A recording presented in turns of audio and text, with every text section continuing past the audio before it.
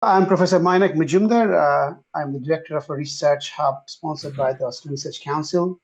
And it is my great pleasure to introduce Lauren Greenlee. I know Lauren personally from my days in the United States, but let me give a brief introduction. So Lauren is the executive vice president of the XPRIZE Foundation and manages the water plus food plus waste domain. So it's a pretty big portfolio, I would imagine. Lauren holds a bachelor's in chemical engineering from the University of Michigan, and then MS and PhD from the University of Texas at Austin. And if I'm not incorrect, you were one of the students of Barry Freeman, who Yes, happens to that's be correct. Yep. a professor both at UT Austin at Monash. Uh, Subsequently, she has held positions, academic positions, and has been involved in commercializing activities and now she's leading this effort on the XPRIZE Foundation particularly for the water domain. So without further ado, I will uh, ask Lauren to continue with her talk. Thanks. Thank you.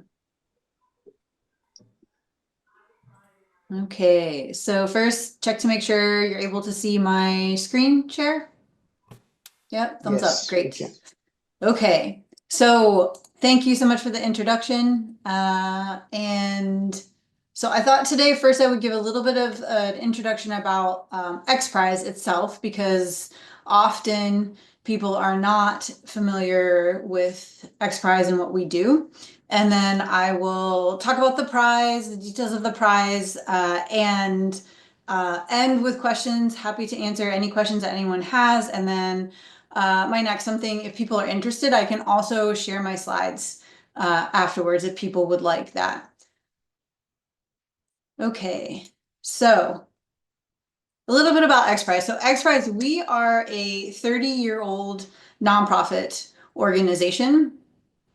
And our expertise is designing and executing global incentive prize competitions. We focus on big challenges, basically grand challenges of humanity. And our mission is to accelerate an equitable and abundant future for all.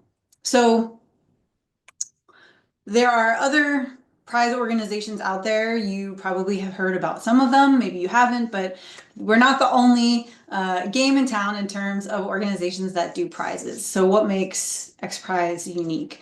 Well, we really have three big aspects to how we design and run prizes.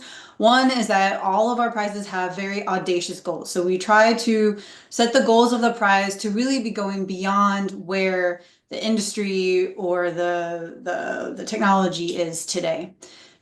The other big aspect of how we run prizes is that they all are globally competed and we crowdsource ideas. So all of our prizes are designed so that as many people as possible can come in and compete, be a part of the competition, be a part of the ecosystem from the very beginning. So the beginning of the prize is very sort of low bar for anyone to come in and be a part of that community.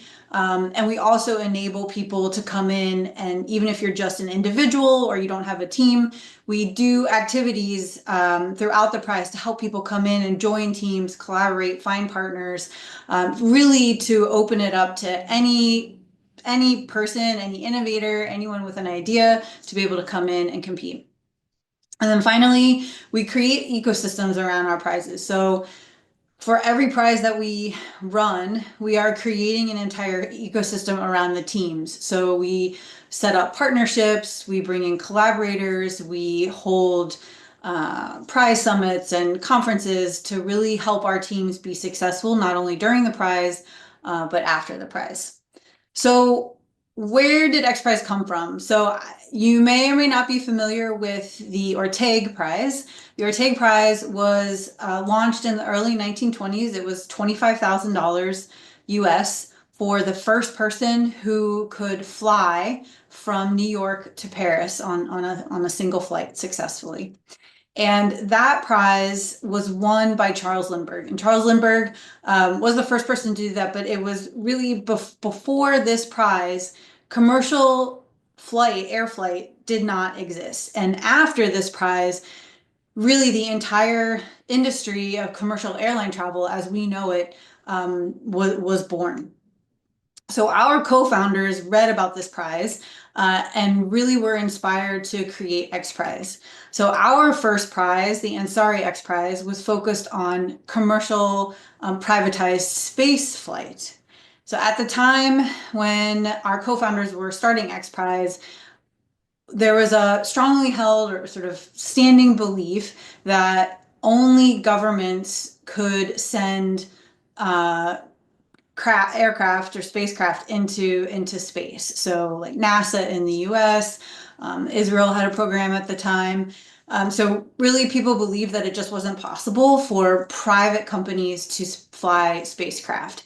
And this first prize was really about breaking down that barrier and proving that wrong. So this first prize was a $10 million prize purse. And what's really incredible about this prize is that during the several years that this prize went on, there's over $100 million invested into teams that were competing during the prize. And I think my last number is a bit outdated now, I need to update it, but this prize, along with other efforts, really is what created I think it's close to $1 trillion valuation now, privatized space travel. Side note, the team that won this prize, their IP was subsequently purchased by Richard Branson and became Virgin Galactic. So this was really the prize that created the model that XPRIZE now runs for all of its prizes. So we are celebrating this year our 30th anniversary, and we've launched 30 prizes in 30 years. Don't expect you to read this whole slide, but it basically shows you we've run prizes sort of across a range of areas. Everything from oil cleanup in oceans to rainforest measurements to AI and quantum technology type prizes. So today we actually have 7 different domains where we go after strategic directions in prizes. And as Maynak mentioned, I run our food, water, and waste domain. And so the desalination prize that I'm going to talk about in a little bit is housed within our food, water, and waste domain. We also have run not only a large number of prizes, but we've also seen tremendous impact from those prizes. So we've run over $519 million in cumulative prize purse, and have seen just tremendous impact in terms of the number of competitors, the scientific publications that have come out, patent filings, of course, and then, of course, the dollar amount invested in and by teams. And we also, I think I mentioned, but all of our prizes are global. So we look to have global participation in all of our prizes, and we've seen that happen really around the world, that people come and enter the prizes to compete. So collectively, we see a return on investment on our prize purses of almost 50x. So for every dollar put into a prize purse, we see 49x return in terms of the innovation that occurs, the validation that occurs during the prizes, and then awareness and scale. So really what this means for anyone out there who's interested in competing is that the model that we have developed to design and run prizes creates tremendous impact for all of our teams that end up participating and competing. So I want to switch now to talking about our desalination prize, which is called so all of our prizes have names. So this desalination prize is called XPRIZE Water Scarcity. So you'll hear me refer to it as that through when I'm talking about the prize. So why are we doing a prize in desalination? All of our prizes really come from identifying a global need that has barriers associated to it. And water scarcity, or the need for clean drinking water, still has tremendous barriers globally. So why desalination? I'll get into that. But first, I think one of the most compelling statistics for me that I like to share with people, because often people forget that so many people in this world still don't have access to clean water. There's 1 million deaths each year due to unsafe drinking water. This, when you kind of break it down, that's about 1 death every 30 seconds. So every time I look at this slide, I think about the fact that I'm talking about this prize, and during the time that I'm talking about this prize, tens of people are not surviving because they don't have access to something as simple as clean drinking water. So when we started thinking about doing a prize in water, one of the big drivers for why we would want to launch a prize in the water space is the lack of equitable access. So one of the big goals and motivations for launching this desalination prize is to drive attention and awareness into the space, and also drive innovations in technology that can make safe water more equitably accessible around the world. So I'm sure many of you are aware, and obviously locally in Australia, there are lots of water challenges, same in the US and really around the world. Water stress now affects every single continent, and there are, I think, more than 4 billion people that experience water scarcity at least 1 month out of the year. That's well over half of the entire global population that is experiencing water stress, water scarcity fairly often. And water scarcity is increasing. So we're living in a world where population continues to grow, where more people will need water as that population continues to grow. Our cities are becoming more densely populated and growing. And then, of course, we have things like global warming and climate change impacts. The majority of climate-related disasters involve water, either the lack of water or too much water, or impacts because of changes in the water cycle. And all of this affects the availability of clean water for human activity. So we see seawater desalination, which is the focus of this prize, as an opportunity. So when we launch a prize, we have really a big picture problem that we've identified that we want to work in the space. We want to bring attention and awareness to the problem. But then when you actually run a prize, you have to have a focus, and it has to be specific, because a prize has to be, if you're going to compete and have teams and competitors, it has to be judgeable. So there has to be metrics, and you have to have a focus. So for this prize, we decided to focus on seawater desalination because while it's not the only solution to the issues of water scarcity, there is a tremendous opportunity, unrealized opportunity for seawater desalination that we think could change as a result of innovations and as a result of this prize. So around the world, 40% of our clean water needs will go unmet by 2030. And when you look at the amount of clean water that's produced today from installed commercial desal capacity, only 1% of the clean water, fresh water that's produced as drinking water is produced using desalination technology. However, if you look at where commercial plants are in existence today, more than 70% of current installed capacity for desalination is located in wealthy nations like Australia, like the US, like the UAE, like Spain. And this is a huge problem because there are millions of people who could benefit from the technology who can't currently access it because of the challenges that exist with the technology.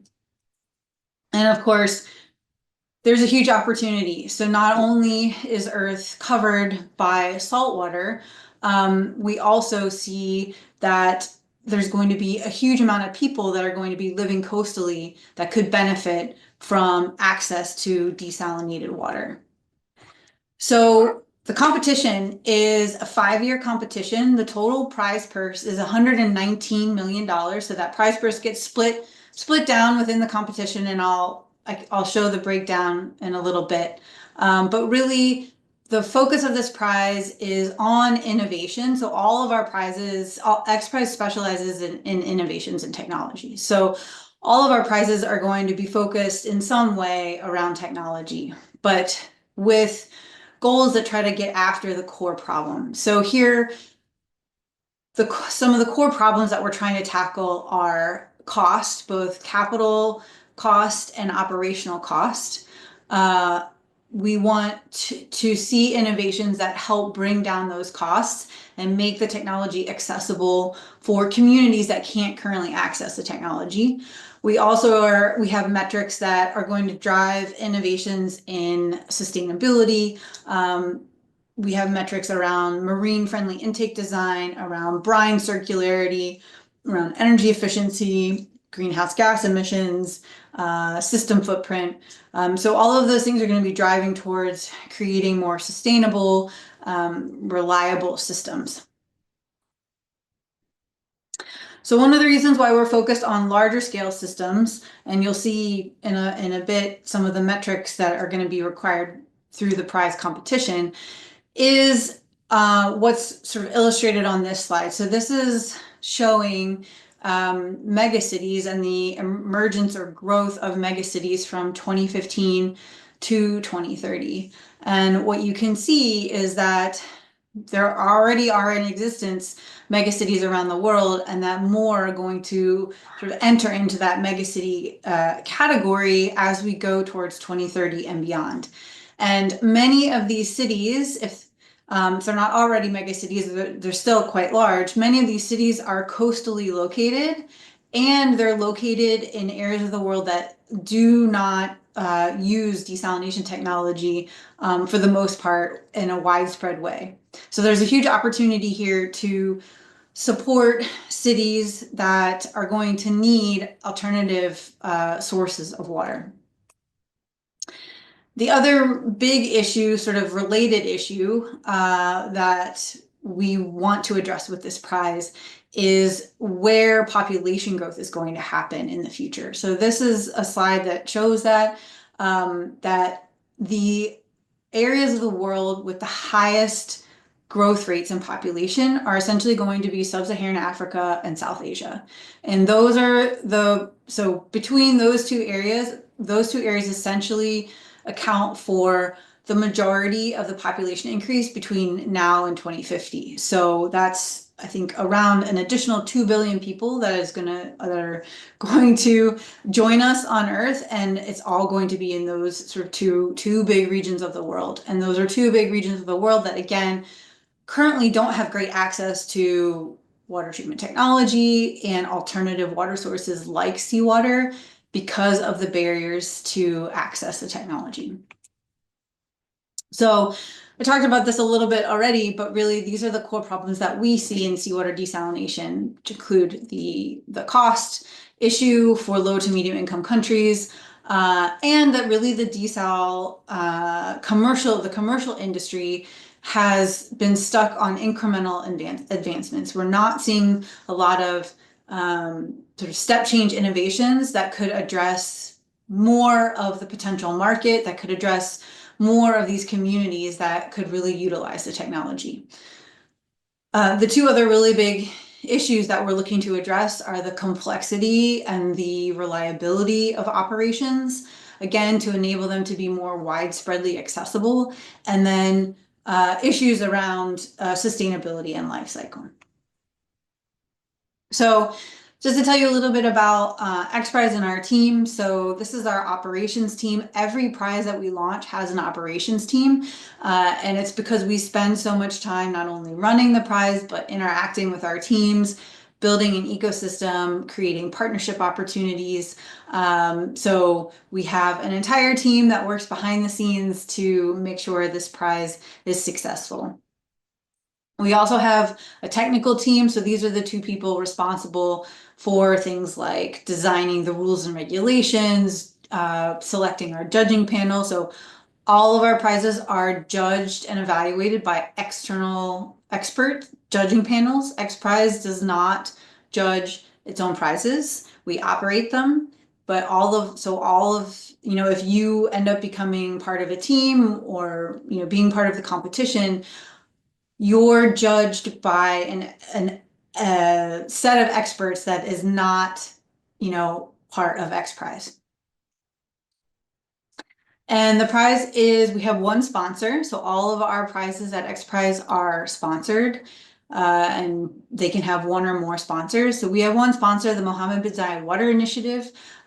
This was formed by the president, the Sheikh out of the UAE, and really this is because the president, one of his big goals is to create, really to raise awareness around the issues of water scarcity. They believe that, water issues have not received enough attention globally. And I think, they see in their region in particular, but also globally, there's just so many people that still suffer day to day because of lack of access to clean water. So we also have international advisory board. This board, some of these people were part of a pre-prize advisory board that helped us design aspects of the prize. And now this group of people helps with a wide range of things, everything from ideas around how to recruit teams to just making network connections, finding partnerships. So we have a great group of advisors. And then now, so to get into the competition itself. So the competition's actually split up into two technical tracks, track A and track B. Track A is focused on system level innovation. So in track A, teams are designing and demonstrating an entire desalination system, and they have target metrics that they need to hit. In track B, we are focused specifically on pressure-driven membranes. And the idea here is to see novel innovations that go well beyond where reverse osmosis membranes are today. The third piece of the competition I'm not going to really talk about today is an ideas competition. We will be launching this in the last 2 years of the prize, and it will be a social communication campaign competition to communicate the value of water to specific communities around the world. So I wanted to spend a little bit of time talking about the two different technical tracks, track A and track B. This is still quite high level. So if you're interested in learning more, we have our competition guidelines already published on our website. We are working on the initial set of rules and regulations for the first round of testing. But all of our prizes require physical testing of the technology to move through the competition and win prize purse. So this gives you a summary of the overall competition for track A. So the required goals are really what's required at the final stage of testing. So as we walk through the competition, teams are going to have to be demonstrating their system at 1 cubic meter per day, then 100 cubic meters per day, and then 1,000 cubic meters per day in the finals. In the finals round. We also have, as I mentioned before, we are going to have metrics around intake design, brine circularity, demonstration, energy efficiency, and system footprint. And then also cost. Cost will be a big one. So I started mentioning this a little bit, but the way that our prize is set up for both track A and track B is there's an initial technical proposal submission, just a qualifying submission, which is where we're at right now. So we are currently in the open submission time for qualifying proposals.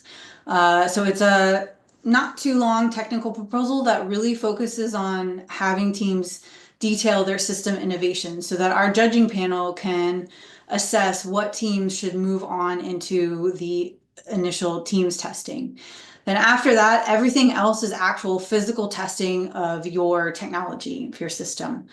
So in 2025, we'll do our first round of qualified teams testing. That'll be in the fall of next year. So in like September, sorry, I guess fall for the Northern Hemisphere. So in September, October of next year, in 2025, will be the first round of testing at 1 cubic meter per day. And then semifinals will be in 2026. That's when you would have, and anybody who makes it through has to scale up to 100 cubic meters per day. And then finals will be 27 to 28 at 1,000 cubic meters per day. This gives you a little sense of the timeline. So we're over to the left here. Our qualifying submission round, as I mentioned, is open. It just opened at the end of October. And also still going through registration. So we have registration is open until the end of March of 2025. And then qualifying submission, that's the proposal submission deadline, is not until the end of April. So we still have time, and I would encourage any of you who are interested in competing or finding a team to please reach out and communicate with us, pre-register, get into the ecosystem so you can get our emails and our communications, and we can help you figure out what you need in order to be a part of the competition. So track A is the largest chunk of the prize purse, 108 million in total. So there will be, even at the qualified testing round, there will be milestone awards split between all advancing teams. And then there's milestone awards at each testing round. So at semifinals and finalists, like qualified testing. And then there's grand prize awards at the end for first place, second place, third place. And then there's also moonshot awards for our 4 sustainability categories. That's intake design, footprint, energy efficiency, and brine circularity. So that's track A in summary. Track B is quite similar in sort of timeline and how it works. So but it's focused on novel membrane materials. So we're looking for innovations in pressure-driven desalination membranes that could replace RO, really with a focus on durability and lifetime. So we're really looking to tackle this long-standing problem in RO that RO membranes are quite sensitive to a lot of water chemistry, very sensitive to chemicals, very difficult to clean, easily fouled, don't always have the longest lifetimes if they get exposed to different contaminants. And all of that creates cost, both capital costs, operational costs, and then also system complexity. And RO has been the longstanding membrane for decades, and we want to see innovations that go beyond RO. This just gives you a summary of the main goals. And then similar to track A, in track B, there will also be a qualifying submission, which again is open right now, as a written technical proposal of your innovation that you have in the membrane. And then there will be 3 rounds of membrane testing. And as we get into the competition, we'll be publishing rules and regulations around the details of these different rounds of testing. So track B is on, it's not exactly the same timeline, but it's quite similar. So qualifying submissions is open right now. Registration deadline is actually a bit sooner compared to track A. So our registration deadline for track B is the end of January, and then the qualifying submissions due at the end of February. And then sort of similar testing. So we'll do qualified teams testing in August of next year, and then semifinals testing in 2026. And then finals testing in 2027. The prize breakdown for track B is 10.9 million. So we will have milestone awards for the semifinalists and finalist teams that make it through the previous round of testing. And then we have 3 grand prize. We have first, second, third place grand prize awards for the finalists. So that's the competition in a nutshell. I'll finish up by telling you a little bit about, what we look for in teams, where we're at, and then how you can communicate with us and become a part of the ecosystem and the competition.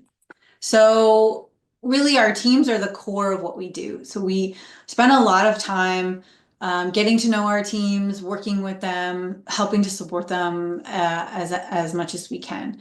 And it's really the teams that bring the innovations, that bring the creativity, and that bring the solutions. So all of our prizes, and you may have picked up on this, the way that we design prizes, yes, they're specific, but we don't define the specific solution. So in this prize for track A, we are not defining what the solutions need to be to achieve the metrics that we want to achieve. We simply define the metrics that need to be achieved, and it's up to the teams to come in and tell us what the innovations are.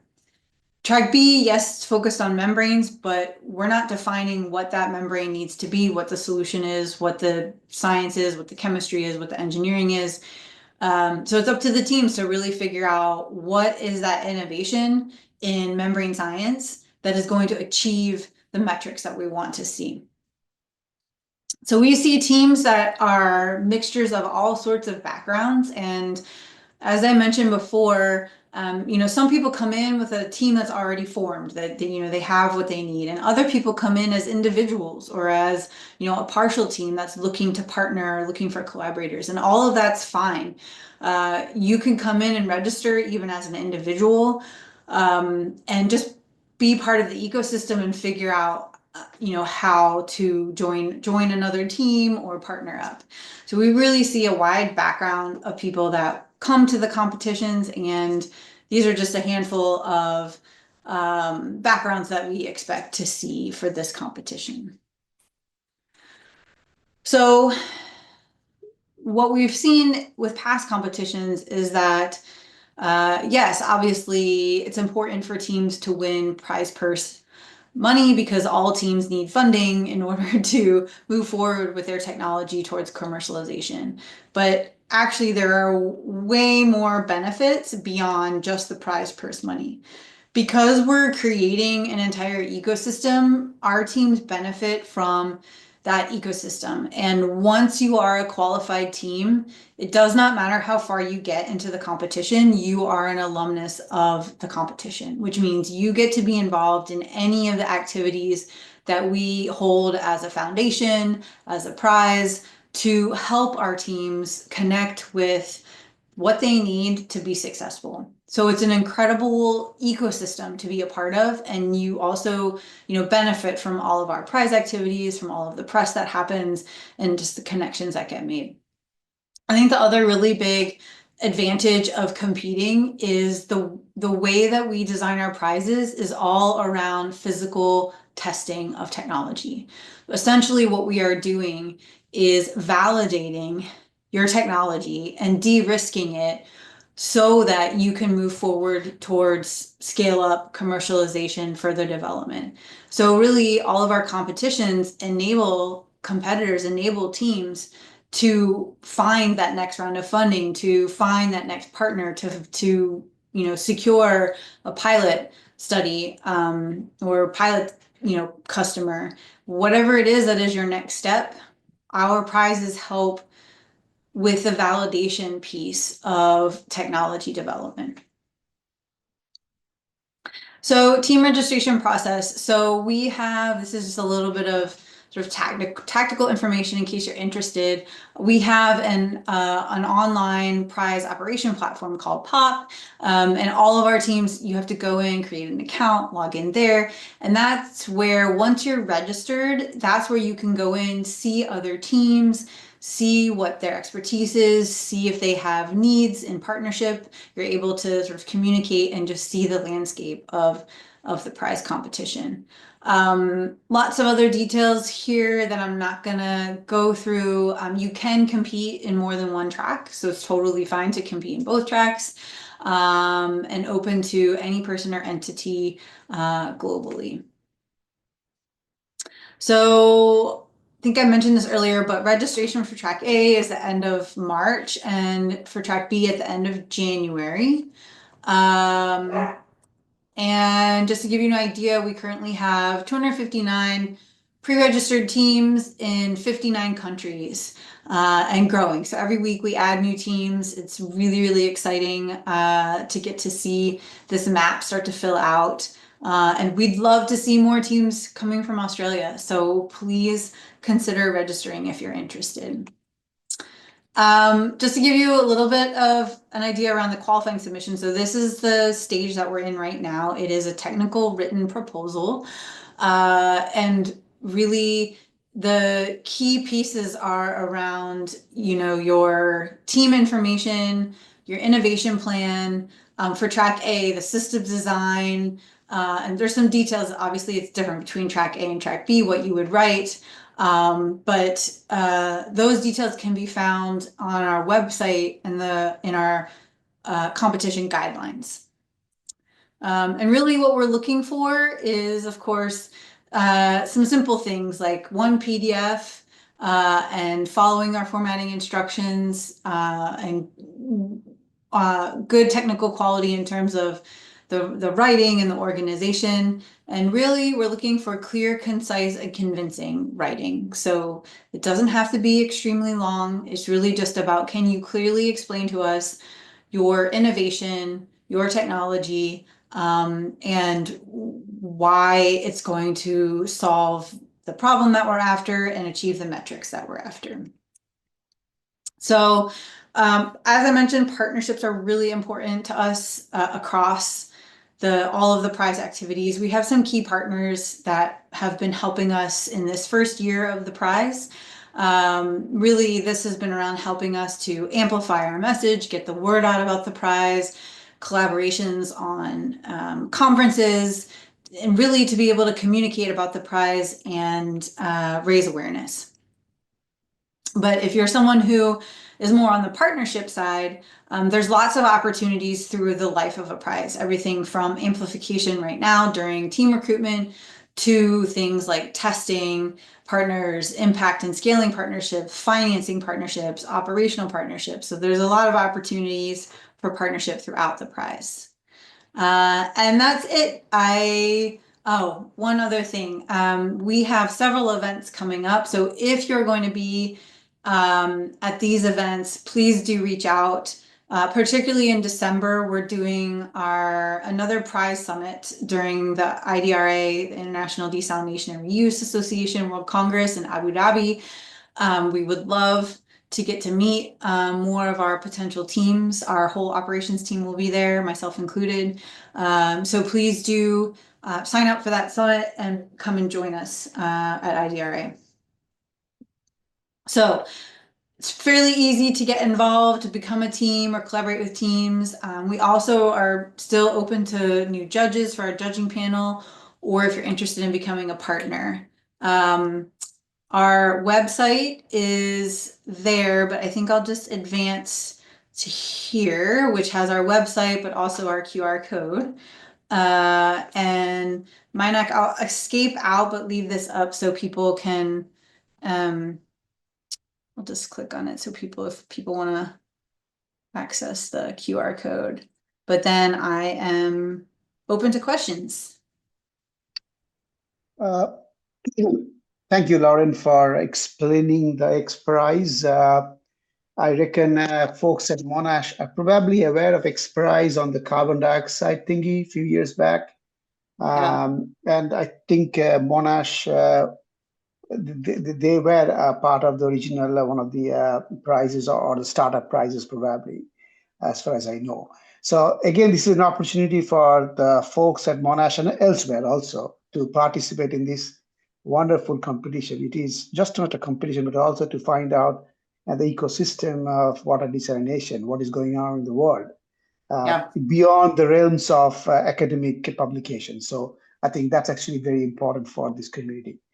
So with this, I will probably set the stage for questions for Lauren. Are there, you can raise your hands, and then so maybe I can start off with a question. You mentioned that there were about 359 or 360 participants already registered for this XPRIZE. Now, so these are, they must be broken down into teams, right? Can you give us an indication of how many teams you have created now? Yes, so right now we're at 259 separate registered teams, and then 345 members. That just means those are the people that are identified right now who are part of those teams. I mean, obviously the teams are probably much bigger in some cases, but this is just the data that we have so far in terms of pre-registration. All right, there's a question from Ethan Chang. Are teams expected to construct a prototype between the first and second milestones? Yeah, so I'm assuming you're talking about track A. Maybe I'll go to this slide. So in the qualifying submission, it is just a paper submission. So you're not expected to have an operating prototype for that submission. But for this, starting in this first qualified teams testing round, yes. So for track A, you actually need to physically demonstrate your system. So you would need to have a prototype system at a scale of 1 cubic meter per day. For track B, because it's really it's not a system testing, it's focused on membranes. So for track B, you have to produce membrane samples that can be tested.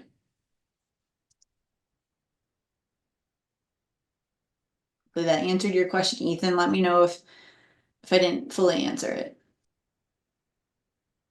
And I'll just say again, if you're someone that is interested in track A, like maybe you have a piece of a system or a particular innovation that would be part of a desalination system, we're encouraging everyone who is in that situation to register and to let us know. We're going to be doing matchmaking activities, so innovators and researchers who have parts of a system that they're really excited about can find collaborators and partners to be to join as a whole team so that they can demonstrate a whole system.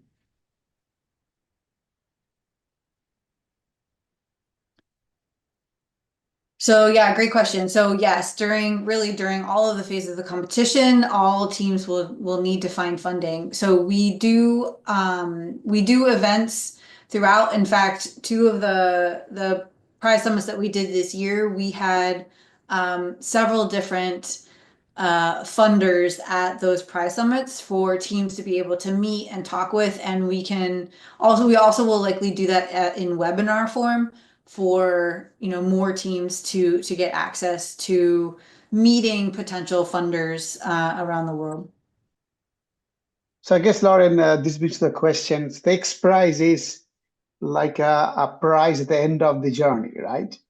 Yes. And and XPRIZE will help the process, but at the end of the day, the funding and things that have to be generated by the team themselves, right? Is that how it works? Yes. So we award prize purse for successful demonstration. Correct.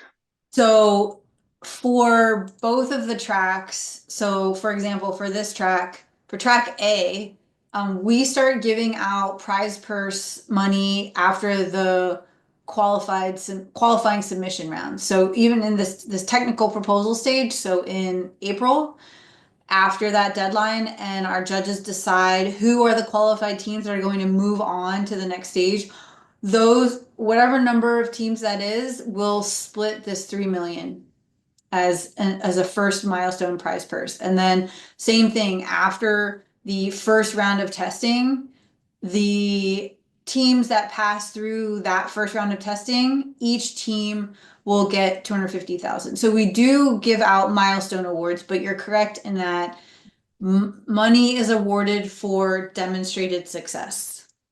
Right. Yeah. Thank you, Lauren. This would probably clear up a lot of this, the strategies people need to put up for, competing in this XPRIZE. Yeah. Do you have any other questions from the audience?